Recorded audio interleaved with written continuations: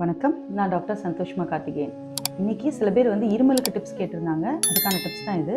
அதிகமாக இருமல் இருக்கிறவங்க ஒரு 1/4 ஸ்பூன் சுக்கு பொடி, ஒரு 2 சிட்டிகை மிளகு பொடி, ஒரு வெத்தலை சின்ன சின்னதாக பிச்சு போட்டது, அதுக்கப்புறம் 5 துளசி இலை, ஒரு 2 கிராம்பு, இது எல்லாத்தையும் 1.5 கிளாஸ் தண்ணியில் நல்லா கொதிக்க வச்சுட்டு அதை வடிகட்டிட்டு 1 ஸ்பூன் தேன் கலந்து வெது வெதுப்பான சூட்டில் குடிச்சிட்டு வரப்போ இருமல் படிப்படியாக குறைஞ்சிரும்.